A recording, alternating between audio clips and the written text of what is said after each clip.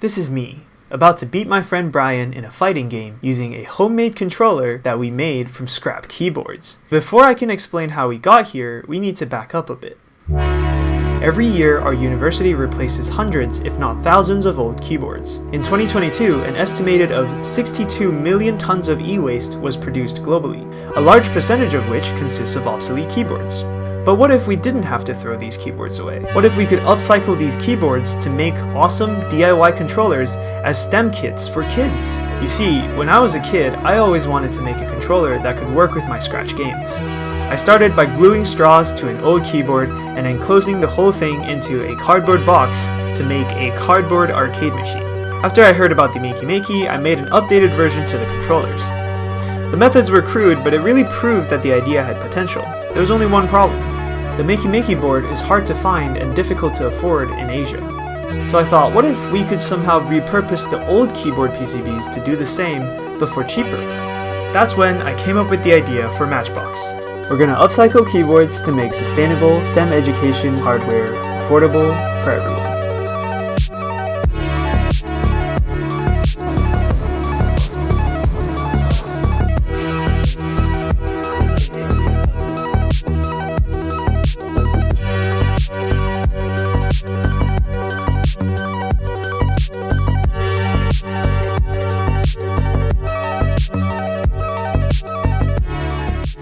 This is where I introduced the first speed bump of our journey. As it turns out, there is a coating on keyboard PCBs that makes it so very annoying to solder anything to. I knew that it was possible from seeing videos of people hacking keyboards online, but 16-year-old me just couldn't figure out how they did it for the life of me. So the idea stayed in the back of my mind for a few years, up until April 2024, when I noticed that we had a box of obsolete keyboards lying around in the lab, and my mind started thinking about the potential for making DIY controllers from keyboards again. With the help of some friends, we were able to figure out a method to solder wires to keyboard PCBs by carefully scraping off the coating and being very gentle with the solder. Then we could connect the buttons and put the whole thing in a 3D printed case that Hey designed, and then we have a controller. Next, Brian got to work putting together a custom PCB that could replace our old hand-wired version. We didn't have any experience making PCBs, so he asked his friend Austin to help us out. The PCBs were designed in KiCad and ordered online from JLC PCB. As you can see from the comparison below, the custom PCB greatly reduces the complexity. On June 8th, 2024, we had our very first Matchbox workshop. We invited around 10 of our friends to come and assemble their very own Matchboxes. As with the first time with doing anything, many things went wrong during the workshop. After hearing feedback and reflecting, we mapped out all the problems and potential solutions on our Miro board. Connection issues were the main problem with our prototype. There was simply too many ways that it could fail. Around May 2024, our professor notified us that we would be one of the teams presenting our project at a conference happening at the end of summer. If we didn't figure out the connection issue in time, we would have very little to show for at the presentation. So as the deadline approached, we kept trying new methods and we asked everyone we knew for ideas. Fortunately, we learned about elastomeric connectors and realized that this would be perfect for the job. The team quickly put together a new prototype to test out our idea. And after around a week, the PCBs came back and we eagerly put together the new controller. And it actually worked pretty well. But most importantly, no more soldering was required for the connection. This is Hey and Brian playing a celebratory round of LEGO Star Wars with the latest Matchbox when we finally got it working. The new versus the old. That one is the new one. This one's the old one. And of course, the only thing worthy of testing this, LEGO Star Wars. Let's go. September 2024. The Matchbox team attended the 8th International Symposium on Academic Makerspaces. Over the summer, we put together the poster and prepared for the conference. We knew that this would be a very good opportunity for us to hand out samples of our work. So we worked tirelessly preparing 25 complete Matchbox kits to bring to the conference. At our booth, we presented our prototypes, walked people through the development process, and let them try out the controllers themselves with Scratch games. We had many fruitful conversations and gathered lots of valuable feedback. The kits we took to the conference had everything you needed to put together a V0.3.1 Matchbox. The artwork on the box was designed by Amanda. She had the idea to package each kit to look like a real Matchbox.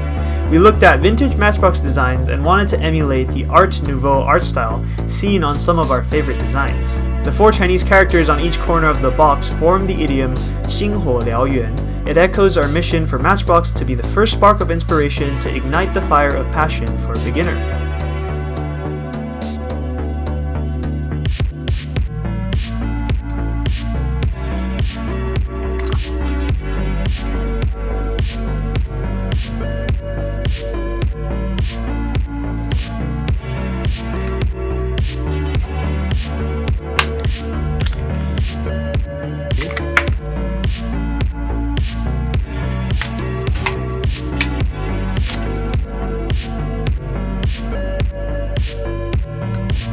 This is the top shell. We designed the button caps to have two pieces, sandwiches the top shell. The purpose of this is to keep the button cap attached to the top shell. So one thing we noticed from our earlier testing, previous prototype, if you took out the top shell like this, the button cap would fall out, and that would make people think that they broke it.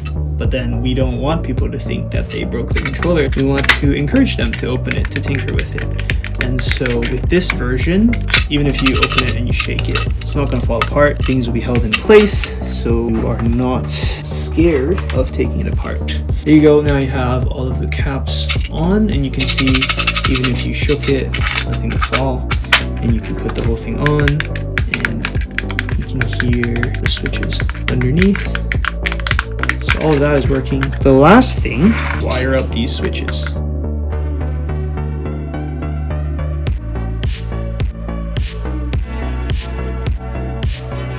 Nice. Wired up, covered up, WASD, and left, right, up and down. But then because you have this keyboard mapping matrix included, you can really just map it however you want. There's a lot of potential here for you to just completely modify this, make it your own controller. That's it for now. We had a blast developing all of these prototypes and sharing our work with everyone. If you would like to see more frequent update posts, you can visit our devlog site or Instagram, where we go into much more detail about each step of the adventure. I've also compiled everything we did in 2024 into a zine format, so feel free to print one out yourself. Links will all be in the description below. Nowadays, our team is working on setting up our new workspace and preparing for the next conference.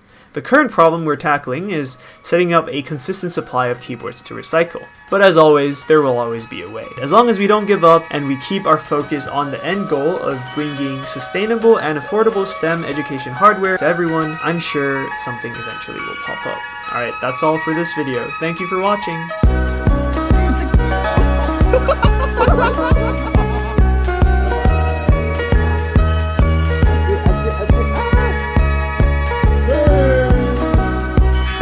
Homemade controller.